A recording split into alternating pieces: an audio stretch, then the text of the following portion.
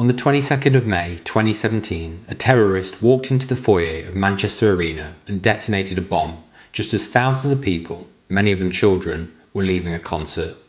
22 people were killed, over 100 were injured, and security across the UK changed forever. In this episode, we're looking at the Manchester Arena attack. Not for the shock value, but because it revealed just how vulnerable even high-profile venues can be. We'll break down what went wrong, what should have happened, and how the security industry has had to respond since. In this series, we explore the real-world side of security, the places, the people, and the failures that force change, and what we can learn from them to prevent future tragedies. Let's get into it. Manchester Arena is one of the largest indoor venues in the UK. It holds over 21,000 people and regularly hosts major concerts, sporting events and comedy shows. It's right in the heart of the city, connected to Victoria Station and packed with shops and walkways around the concourse.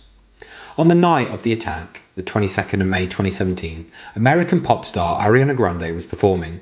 The crowd was mostly teenagers, children and their parents. It was a sold-out show. As the concert ended, thousands of people began filing through the City Room foyer, a public area just outside the arena, used as the main exit. And it was there, right at that moment of vulnerability, that the attacker struck. At around 10:30 p.m, just as the concert ended and the crowd started to leave, 22-year-old Salman Abedi entered the City Room foyer, carrying a homemade explosive device in a backpack. He had been in and around the venue for nearly an hour before the detonation, pacing, waiting, and loitering. Several members of the public noticed him and thought his behaviour looked suspicious. One even reported it to a security guard. But nothing was done. At 10:31 p.m, he detonated the device. The explosion was devastating. 22 people were killed, including children as young as 8, and over 100 more people were injured, many seriously. Families were torn apart in seconds. Emergency services arrived quickly and the city rallied in the days that followed, but the damage was already done. What should have been a safe, joyful night ended in tragedy, and it raised urgent questions about how this could have happened in a high-profile venue during a sold-out event with visible security in place. And that led to one of the most important public security inquiries the UK has ever seen. After the attack, a public inquiry was launched to understand exactly how this happened and where security had failed. What it revealed was a series of missed opportunities, and not just one gap in the system, but several. First, there was the attacker's behaviour. Salman Abedi was in the City Room for almost an hour before the bombing. CCTV showed him pacing, waiting, clearly out of place. A member of the public even raised a concern with the security guard, saying he looked suspicious. But, unfortunately, that was all brushed off. The inquiry found that if action had been taken, even just a basic challenge or check, it's likely the attack could have been stopped. Second, communication between teams was poor. The arena's security staff and British Transport Police weren't coordinating properly. At the time of the attack, no police officers were present in the foyer at all, and they were on a break, and no one had filled in the gap. Third, the space itself, the City Room, was a blind spot. It sat between the ticketed area and the public station concourse, and it wasn't being actively monitored. Bag checks were focused on the entrance to the arena, not the area where people exited. That left a soft spot at exactly the moment the crowd was most vulnerable. Finally, there was a broader issue: complacency. Despite the heightened terror threat at the time, security at the venue wasn't aligned to the risk. Staff weren't adequately trained to spot suspicious behaviour or respond quickly, and the systems that were in place weren't being followed with any real urgency. The result was devastating, and the inquiry made it clear this attack wasn't inevitable, it was preventable. The Manchester Arena bombing was a watershed moment for UK venue security. It exposed critical vulnerabilities and spurred significant changes across the industry.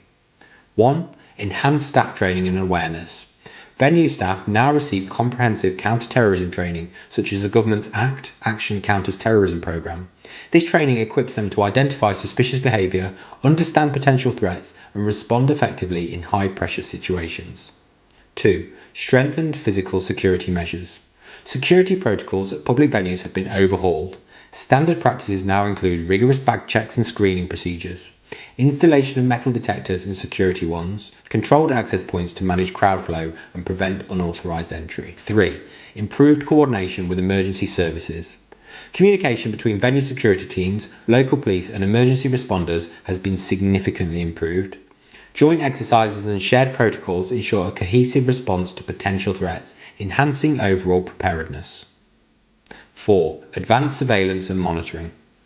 Investment in surveillance technology has increased. Venues have expanded CCTV coverage, particularly in transitional areas like foyers and exits. Some have adopted AI-powered systems to detect unusual behaviour or crowd movements in real time. 5. The introduction of Martyn's Law. A pivotal development is the enactment of the Terrorism Protection of Premises Act 2025, commonly known as Martyn's Law, named in memory of Martin Hett, a victim of the Manchester Arena attack. This legislation mandates that standard tier, so 200 to 799 capacity venues, must implement basic security measures and staff training to mitigate risks. High capacity venues, those holding 800 or more, are required to conduct thorough risk assessments, develop detailed security plans, and may need to make physical alterations to enhance safety. The Security Industry Authority, the SIA, has been appointed as the regulator to oversee compliance, offering guidance and support to venues during the implementation phase. 6. Ongoing implementation and support. While Martyn's Law has been enacted, there is a 24-month implementation period to allow venues to adapt to the new requirements. During this time, the government will provide detailed guidance to assist venues in understanding and fulfilling their obligation. The changes initiated post-Manchester Arena have transformed the approach to venue security in the UK. The focus has shifted from reactive measures to proactive strategies, emphasising preparedness, staff training and legislative compliance to safeguard the public against potential threats. The Manchester Arena attack was one of the darkest moments in recent UK history. It exposed serious failings in venue security, but it also triggered a shift. A recognition that visible security isn't enough if systems behind the scenes just aren't working. The inquiry made it clear the attack could have been prevented, and that truth has driven real change. From better staff training and bag checks to stronger communication and surveillance, public venues across the UK are now far better prepared than they were in 2017. The introduction of Martyn's Law marks a new chapter. For the first time, venues will have a legal duty to assess their risks and protect the public. It's a powerful legacy and one that could save lives in the future. But security can't ever be complacent. The threats keep evolving and so must we. So if you're responsible for a venue or a workplace or an event, take this seriously. Review your plans, train your staff, and don't wait for tragedy to force action. Thanks for watching the video today. Don't forget to subscribe to the channel, comment on our videos, and join us again soon for more breakdowns of real-world security incidents, how they happened, and what we've learned from them to keep people safe.